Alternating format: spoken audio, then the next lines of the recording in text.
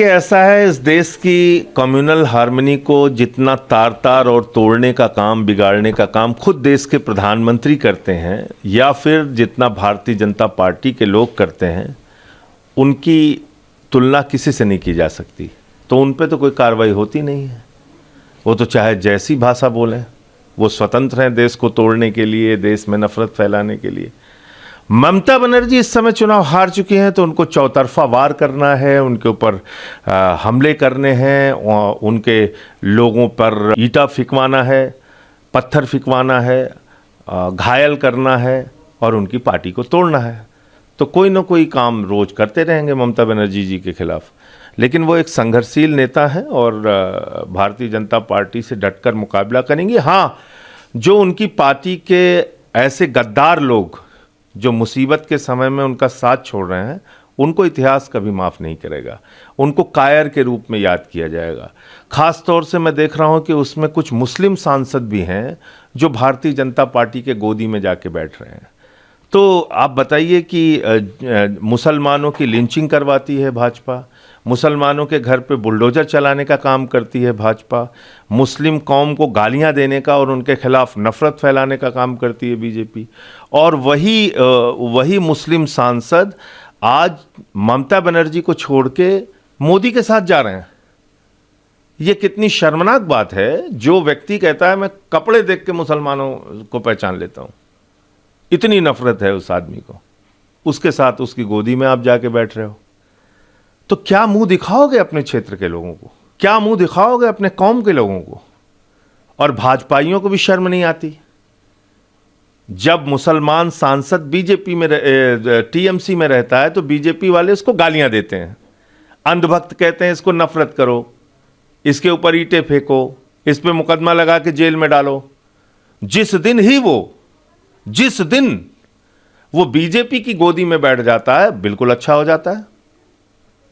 यह क्या तरीका है? इसी सयानी घोष को भाजपा के नेता ने कहा था 1 करोड़ रुपए देंगे, इसका सर काट के दे दो।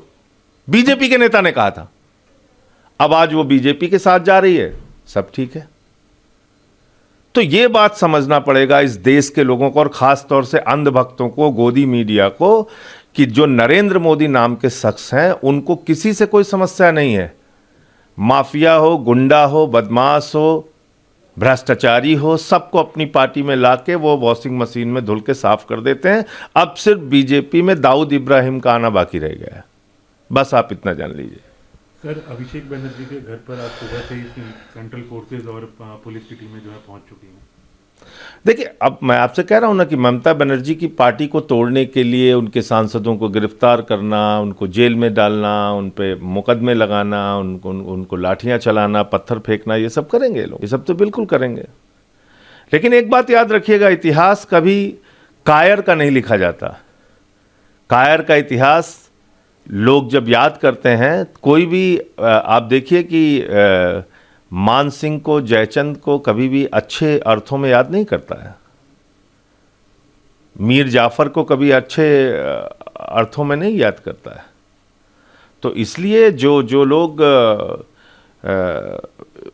मतलब अपनी पार्टी जिससे वो जीते, जिस नेता के नाम पे वो जीते, अगर आज उसको धोखा दे रहे हैं तो याद रखिएगा, इनको कभी बहादुर के रूप में नहीं, कायर के रूप में ही याद किया जाएगा। और आपकी बहादुरी का पता भी तभी चलता है जब मुश्किल वक्त हो।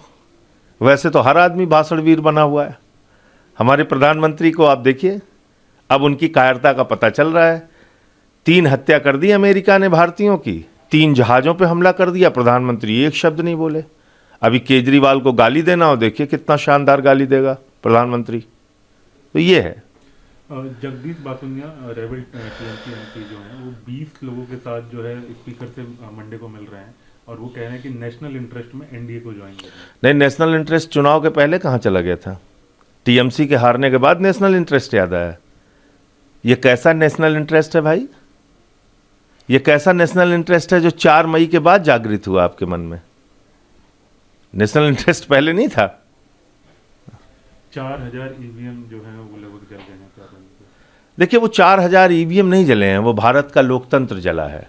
और एक बात याद रखिएगा कि अब अगर यही चलता रहा तो ये जो भारतीय झूठा पार्टी के लोग हैं ये गड़बड़ियां भी करेंगे, ईवीएम भी जलाएंगे, सारे सबूत मिटा